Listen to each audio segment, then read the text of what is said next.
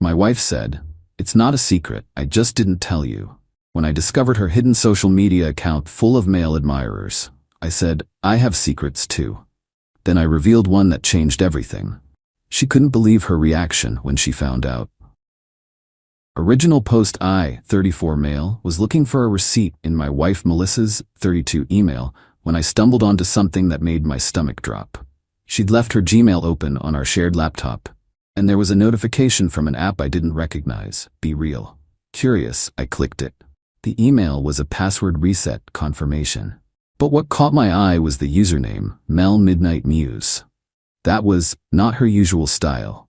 Her other socials are all variations of her full name, super professional since she works in corporate HR. I know I shouldn't have, but I reset the password and logged in. What I found was a whole different version of my wife. Photos of her in outfits I'd never seen, at places she said she was working late or out with the girls. But the comments, hundreds of them, all from men. Gorgeous as always, Mel. When are we doing coffee again? Last night was incredible, can't wait for next time.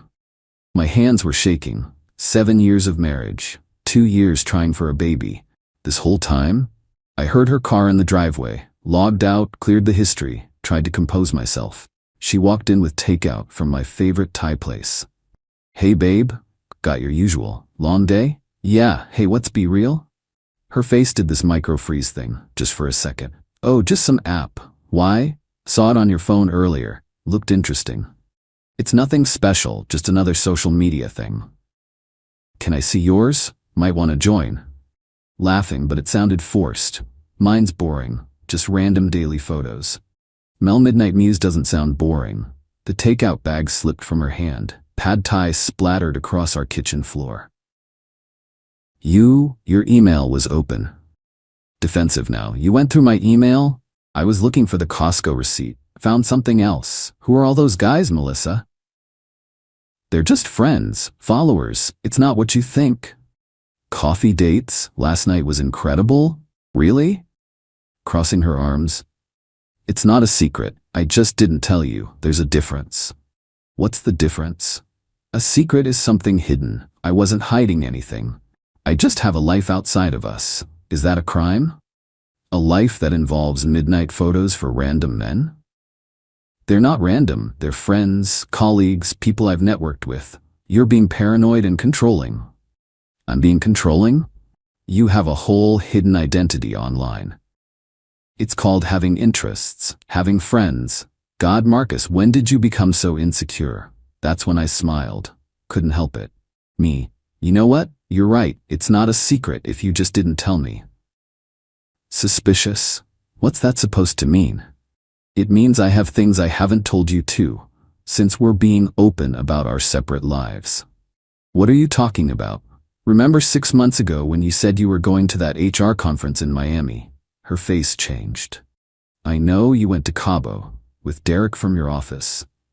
That's how we were just networking, like with all those guys online?" "You spied on me?" "No. But when your conference friend posted beach photos and tagged you by accident before deleting them, I started paying attention, started documenting, screenshots, credit card records you thought I didn't see, the second phone you keep in your car." "Melissa, you've known for 6 months?" "It wasn't a secret. I just didn't tell you." She stood there, pad thai still spreading across the floor, processing what this meant. "I've known about Be Real for 4 months. The gym instructor you're just friends with for 3 months. The weekly Wednesday client dinners that your company expense reports show never happened. 2 months. Then why? Why didn't you say anything?" "Because I needed to know how deep this went, how long you'd lie to my face, and because I was busy." "Melissa, busy? Getting my own life in order. You know, the one outside of us." Update 1. It's been 3 days since the pad thai incident. Melissa went from denial to damage control real quick once she realized I'd known for months. First came the tears. Ugly crying about how she never meant for it to go this far, and how the attention just made her feel alive again. I sat there, stone-faced, while she performed her whole routine. I ended it with Derek months ago, right after Cabo. The Derek who commented on your Be Real post yesterday. That's different. We're just friends now. Right. Then came the anger. Day 2, she switched tactics completely. You're a fucking sociopath who pretends everything's normal for 6 months. We had sex, we went to my parents, you helped plan our anniversary trip. All things you did while actively cheating. Difference is, I was gathering information. You were gathering admirers. This is abusive, manipulative. You're gaslighting me. Gaslighting would be convincing you something didn't happen. I'm confirming everything did happen, with evidence. That's when she tried to flip the script. What about you? You said you have secrets too. What have you been doing? Getting ready. Ready for what? This conversation. She didn't like that answer. Started tearing through the house, looking for evidence of my affairs. Checking my phone. Good luck. I have a password she doesn't know. Logging into my social media. Boring as hell, just like she always complained. Even called my brother to ask if I'd been acting strange. My brother texted me, "Dude, your wife just called asking if you have a secret girlfriend. What's going on?" Me? She's projecting. Long story. Meanwhile, I was calm. Because here's what Melissa didn't know. 6 months ago, when I first discovered her Cabo lie, I didn't just start documenting her activities. I started protecting myself. Quietly, methodically. Moved half our savings to a separate account in just my name. Legal in our state for non-joint assets. Got myself removed from the lease of her BMW. The one I'd been paying for. Canceled my credit card that she had a supplementary on. Got a new one she didn't know about. Started therapy. Documented everything with my therapist. Consulted a divorce attorney. Didn't file, just prepared. Made copies of every financial document, every asset, every debt. But the real kicker? The house. See, we bought our house 3 years ago. Both our names on the mortgage, but only my name on the deed. Melissa never noticed because she trusted me to handle the paperwork, her exact words. Day 3, she found out about the BMW thing when she tried to get it serviced. Service advisor called me. "Mr. Morrison, your wife is here saying there's an issue with the account." Me. "I'm not on that lease anymore. She'll need to handle it herself." Melissa, screaming in the background. "What do you mean he's not on the account?" She came home furious. Melissa, "You removed yourself from my car lease." Me. 3 months ago. Didn't want the liability. "You can't just do that." Me.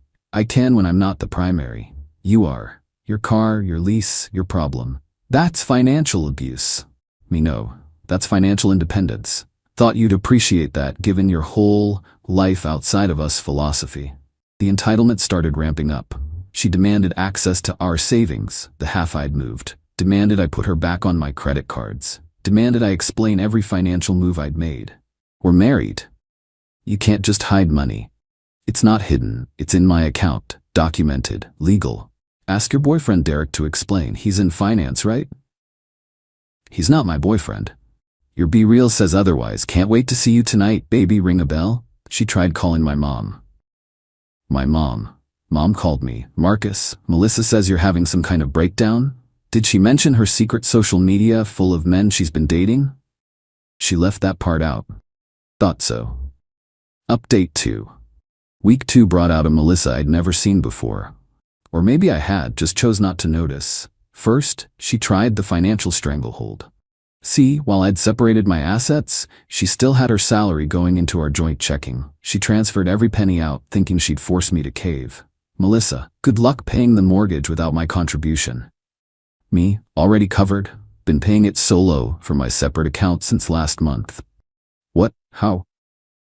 Turns out when you cancel unnecessary subscriptions and stop funding someone's secret life, you have plenty of money. She didn't know I'd been tracking her spending. The Be Real premium subscription.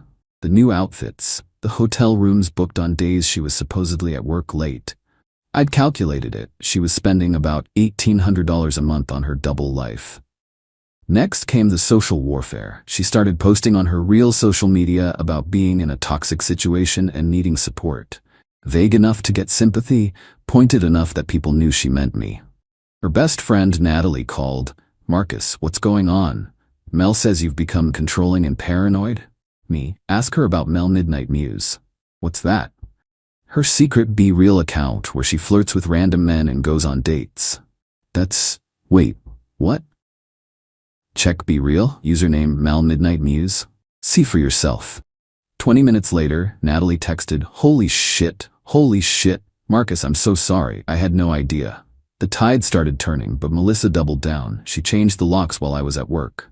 Came home to find my key didn't work. Melissa, through the door, this is my house too, I have rights. Me, sure do, but illegally evicting me is a crime, already called the cops. Police arrived, I showed them my ID with the address, the deed with only my name. They made her let me in and warned her about illegal eviction. Ma'am, you can't just change the locks. He lives here. But I don't feel safe. Has he threatened you? He's been emotionally manipulating me. How? He knew I was cheating and didn't say anything. The cop actually had to turn away to hide his expression. But the real entitlement explosion came when she realized the depth of my preparation. Her lawyer friend Brad called me. Marcus, Melissa asked me to review your financial moves. This separate account thing isn't gonna fly in divorce court. Good thing we're not divorced then. You can't just hide marital assets. I'm not hiding anything. Every transfer is documented from my paycheck, my bonuses, all legal. And the house deed? What about it? Melissa says you tricked her. Me, I told her I'd handle the paperwork. I handled it. She signed documents agreeing to it. She didn't know what she was signing. That's her negligence, not my deception. The documents were clear. This is unethical. Like sleeping with multiple men while married? That's different. You're right, mine's legal. He hung up, but Melissa wasn't done. She went nuclear. Update 3. 3 weeks in, Melissa was spiraling. The woman who'd been living a double life couldn't handle having no control. That's when she played what she thought was her trump card. She served me with divorce papers, had them sent to my office. Public humiliation, I guess. Joke's on her. My colleagues already knew. I'd been open about the situation with my boss in HR, just in case she tried anything. But here's where it gets good. Remember when I said I'd been preparing for 6 months? Well, my attorney had been waiting for this moment. Within 24 hours, she was served with my counterfiling. And that's when she learned the rest of my secrets. See, I hadn't just been documenting her affairs. I'd been documenting everything. Every time she lied about her whereabouts, every penny spent on her double life, every man she'd been talking to. The pregnancy test I found in her car, negative thank God. The STD test receipt from 3 months ago, that was a fun discovery. But the real kicker? The forensic accountant I'd hired found something interesting. Melissa had been skimming from her company. Nothing huge, inflating expense reports, claiming reimbursements for personal trips as client meetings. About $15,000 over 2 years. My attorney included it in the filing, not as a threat, just as financial context for asset division. Melissa called me screaming, Melissa, you're trying to ruin my career. I'm documenting financial infidelity, all kinds. That's blackmail. That's discovery. Your lawyer Brad should have explained that. I'll destroy you. I'll tell everyone what kind of man you really are. A man who knew his wife was cheating and prepared accordingly. A manipulative psychopath. Who manipulated who, Melissa? The person gathering evidence or the person living a double life? She tried one last Hail Mary. Showed up at my office with flowers and a letter. Security called me down. Melissa, tears streaming. Marcus, please, I love you. We can work this out. Couples therapy. Whatever you want. What I wanted was a faithful wife. I made mistakes, but you made them too. You lied too. I kept quiet, you kept secrets. There's a difference. What difference? I was protecting myself. You were protecting your affairs. She tried to grab me. Security stepped in. You can't throw away 7 years. I didn't. You did. One Be Real post at a time. The divorce negotiations were swift. Her lawyer, not Brad anymore, he recused himself, quickly realized the position she was in. The forensic accounting, the infidelity documentation, the house deed situation. They offered a clean break. She keeps her retirement and car that she now has to pay for alone. I keep the house and my separated assets. No alimony either way. She pays her own attorney fees. Why did she fold so fast? Because I had one more secret. My attorney had found Derek's wife. Turned out Melissa wasn't his only networking opportunity. His wife was very interested in my documentation. as were the wives of 3 other men from Melissa's Be Real account. Suddenly, Melissa had bigger problems than our divorce. Her whole fantasy world was collapsing. The men who'd been showering her with attention, they were running for cover. Her harmless flirting had real-world consequences for real families. Final update. The divorce was finalized 3 months ago. Melissa tried to drag it out, but the weight of evidence was overwhelming. The final nail? One of her Be Real admirers. Wives sent me more evidence, screenshots of Melissa trying to break up multiple marriages, not just ours. The professional fallout was swift. Word about the expense report situation somehow reached her company during a routine audit. She wasn't fired, but was demoted and put on probation. The corporate HR world is small. Her reputation took a hit. Last I heard through mutual friends, she's living in a 1-bedroom apartment, still paying off the BMW she can barely afford. Derek dropped her once his divorce got ugly. Her Be Real account is deleted. She's in therapy, allegedly. The entitlement never fully went away, though. She sent one last email after the divorce was final. Marcus, I hope you're happy. You got everything you wanted. The house, the money, your revenge. But what you don't have is a heart. I made mistakes. But I'm human. You're calculating. Cold. No woman will ever love someone who could pretend for 6 months. Enjoy your empty victory. My response, Melissa, I didn't pretend for 6 months. I protected myself while hoping you'd come clean. You never did. The victory isn't empty, it's peaceful. My house is quiet, my finances are stable, my STD tests are negative, and my conscience is clear. I didn't create secrets, I just kept one. The same way you kept dozens. Difference is mine was survival. Yours was selfishness. Best of luck with your fresh start. She never replied. Am I happy? Not exactly. 7 years is a long time to discover it was built on lies. But I'm free. And sometimes that's better than happy. The house is mine. The drama is gone. I'm in therapy working through the trust issues. Started dating recently. Nothing serious, but I was upfront about my past. Turns out, being betrayed and handling it with dignity is oddly attractive to emotionally healthy women. Who knew? Looking back, the signs were there. The need for constant attention. The way she'd light up at male validation. The little lies that didn't matter until they did. I just chose not to see them. My advice? When someone shows you who they are, believe them. When they tell you it's not a secret, I just didn't tell you, understand what that means. It means they've already justified betraying you. And if you find yourself in my position, document everything. Protect yourself legally. Don't act on emotion. The best revenge isn't dramatic, it's strategic. Because at the end of the day, Melissa was right about one thing. I am calculating. I calculated that my self-respect was worth more than her lies. And that math? It was perfect.